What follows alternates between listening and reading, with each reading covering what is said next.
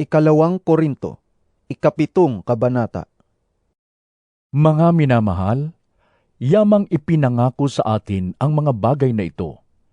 Alisin natin sa ating sarili ang lahat ng nakapagpaparumi sa ating katawan at sa ating espiritu.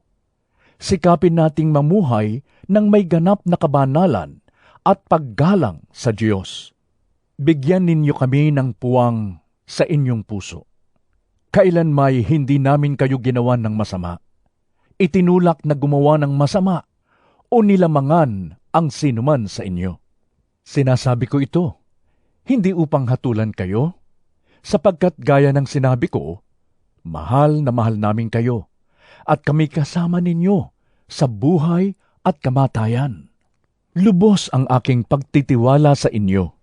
Lagi ko kayong ipinagmamalaki.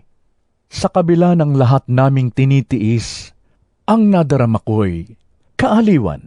Nag-uumapaw sa puso ko ang kagalakan. Nang kami nasa Macedonia, hindi rin kami nakapagpahinga.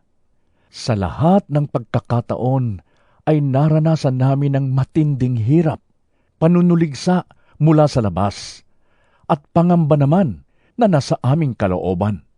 Subalit ang Diyos na umaaliw sa naghihinagpis ay nagbigay aliw sa amin sa pagdating ni Tito.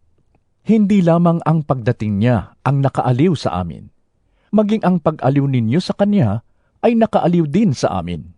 Ibinalita niya ang inyong pananabik na ako'y makita, ang inyong kalungkutan at pagmamalasakit sa akin, kaya't lalo akong nagalak.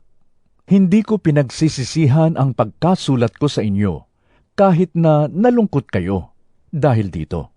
Nalungkot nga ako nang malamang kong nasaktan kayo ng kaunting panahon dahil sa aking sulat. Ngayon ay nagagalak na ako, sapagkat ang kalungkutang iyon ang ginamit ng Diyos para akayin kayo na pagsisihan at talikuran ang inyong pagkakasala.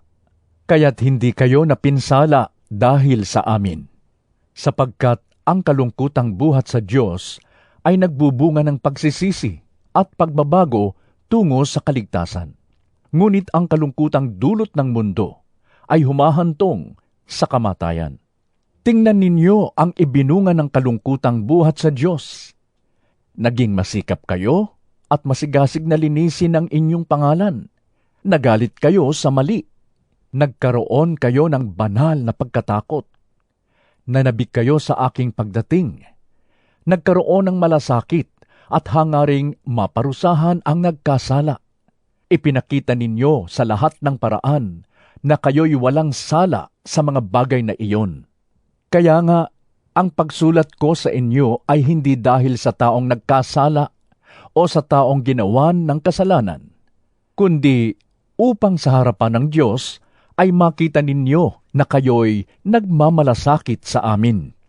Kaya't ang ginawa ninyo ay nagdulot sa amin ng malaking kaaliwan at nalubos ang aming kagalakan dahil pinasigla ninyo ang kalooban ni Tito. Ipinagmalaki ko kayo sa kanya at hindi naman ako napahiya, sapagkat kung paanong lahat ng sinasabi ko sa inyo ay totoo, napatunayang totoo rin ang lahat ng sinabi ko kay Tito tungkol sa inyo.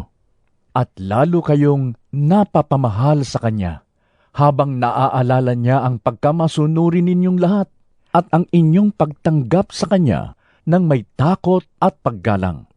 Labis akong nagagalak dahil kayo'y lubos kong mapagkakatiwalaan.